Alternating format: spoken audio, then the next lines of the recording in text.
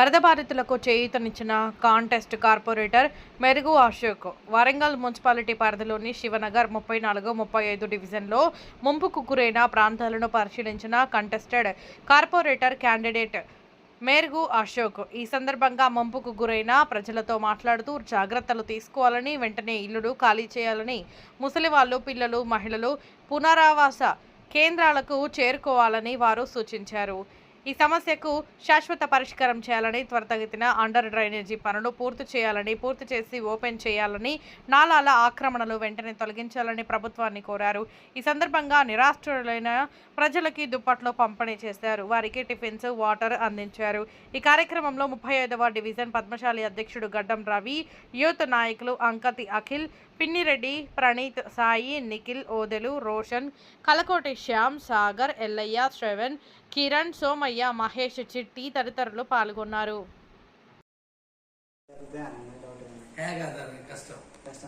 ఈరోజు నగర వ్యాప్తంగా కురిసినటువంటి భారీ వర్షాల కారణంగా శివనగర్లో ఉన్నటువంటి 34, 35 డివిజన్లు పూర్తిగా నిడమునినాయి. గడిచిన 30 సంవత్సరాల నుండి ఎప్పుడు వానలు వచ్చినా, వరదలు వచ్చినా ఈ ప్రాంతం ముంపుకు గురవుతా ఉంది. దీనికి పేద ప్రజలు ఈ నీటిలో మునగడం వల్ల వాళ్ళ వస్తువులన్నీ నీళ్ళలో మునగడం, అదేవిధంగా వాళ్ళు ఆహార ధాన్యాలు, వస్తువులు, బట్టలన్నీ కూడా నీటిలో మునిగి వాళ్ళు రోడ్లో పడుతున్నటువంటి పరిస్థితి ఉంది. దీనికి గత ఎమ్మెల్యే నన్నెండ్ల నరేందర్ గారు ఒక 171 కోట్లతోటి ఒక అండర్ గ్రౌండ్ డ్రైనేజ్ ప్రాజెక్టును తీసుకురావడం జరిగింది. దీంట్లో కాంట్రాక్టర్ పూర్తిగా వైఫల్యం చెంది దాన్ని ఒక 4 సంవత్సరాల నుంచి దీర్ఘకాలికంగా కట్టు ఈ రోజు దాన్ని ఎక్కడ వేసిన కొంగలు అక్కడనే ఉంది. దానివల్ల ఈసారి ఇంకా వరద ముంపు ఎక్కువగా అయింది.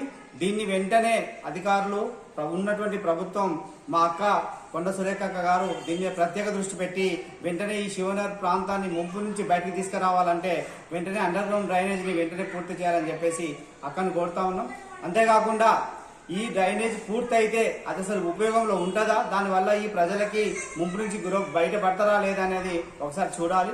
ఒకవేళ కనుక అది యూజ్ కాకపోతే ఈ నగరంలో ఉన్నటువంటి శివనగర్లో ఉన్నటువంటి ఏదైతే నాలాల మీద, ఒకప్పుడు నాలాలంటే పెద్ద పెద్ద కాలువలుగా ఉండేది, ఇవాళ చిన్న చిన్న మోరీలుగా మారినటువంటి పరిస్థితి ఉంది.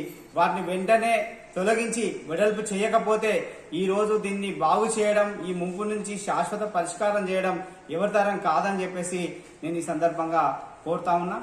ఇంతేకాకుండా ఈ రోజు రేవంత్ రెడ్డి గారి ప్రభుత్వ నాయకత్వంలో, అదేవిధంగా మా అక్క సురేఖ గారి నాయకత్వంలో వరంగల్ నగరాన్ని అండర్ గ్రౌండ్ డ్రైనేజ్ గా తీర్చిదిద్దామని చెప్పేసి చెప్పారు. దాన్ని త్వరితగతిన మొదలు పెడుతూ దానిలో భాగంగానే ఈ ఏదైతే ముంపు ప్రాంతాలు ఉన్నాయో వాటికి ఒక ప్రత్యేక ప్రణాళిక తీసుకోవాలని చెప్పి ఈ సందర్భంగా వారు సూచిస్తూ ఈ రోజు ఈ నగరంలో, ఈ ప్రాంతంలో అనేక గుడిసె ప్రాంతాలు ఇలా కమ్యూనిస్టు నాయకత్వంలో గుడిసెలు పేదలు వేసుకుని ఉన్నారు. అవన్నీ కూడా ముంపుకు గురైనాయి. వాటిని, అందులో ఉన్న ముంపుకు గురైన ప్రజల్ని, అదేవిధంగా కాలనీలో ఉన్నటువంటి పెద్ద పెద్ద బంగ్లాలు, కాలనీలు కూడా ఇలా ముంపుకు గురైనాయి. వాళ్ళందరికీ కూడా వెంటనే పునరావాస కేంద్రాలు ఏర్పాటు చేయాలి. వారికి ఆహారం, అదేవిధంగా కట్టుకోవడానికి బట్టలు, అదేవిధంగా కప్పుకోవడానికి దుప్పట్లు ఇవ్వాలని చెప్పేసి ప్రభుత్వాన్ని కోరుతూ నేను ఒక డిఫీట్ కార్పొరేటర్ని, నేను ఒక ఇండిపెండెంట్ కాంటెస్ట్ కార్పొరేటర్గా ఓడిపోయినాను. అయినా కూడా నా వంతు సహాయంగా ఈరోజు పేదలకి దుప్పట్లు పంపిణీ చేయడం జరిగింది. అదేవిధంగా ఎవరైతే బాగా పేదలున్నారో వాళ్ళందరికీ టిఫిన్ సౌకర్యం అందించడం జరిగింది. నా వంతు బాధ్యతగా నేను సహాయక కార్యక్రమాలు ఈ ప్రాంతంలో నిర్వహిస్తా ఉన్నా.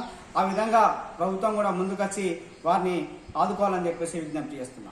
రానున్న రోజుల కార్పొరేటర్ నిలబడే అవకాశాలు మళ్ళీ నేను ఈ ప్రజలకు సేవ చేయడానికి నేను ఎప్పుడూ వారికి అందుబాటులో ఉంటున్నా. ఓడినా గెలిచినా ఎప్పుడు ప్రజల వెంటనే ఉంటున్నా. గడిచిన 10 సంవత్సరాల నుంచి కోవిడ్ నుంచి మొదలుకుంటే ఇప్పటి వరకు నా సేవా కార్యక్రమాలు అదే విధంగా కొనసాగుతున్నాయి. ఓడిపోయిన తెల్లారి నుంచే నా కార్యక్రమాలు మళ్ళీ ఆపకుండా యథావిధిగా కొనసాగిస్తున్నా. మళ్ళీ ఈసారి ఎన్నికల బరిలో నిలబడతాను. పేద ప్రజలకి సేవ చేయడమే నా లక్ష్యం. ఆ విధంగానే నేను సేవా కార్యక్రమాలు కొనసాగిస్తున్నాను. నా పేరు మెరుగు అశోక్, ఇండిపెండెంట్ కాంటెస్టెడ్ కార్పొరేటర్ని, 35వ డివిజన్, శివనగర్.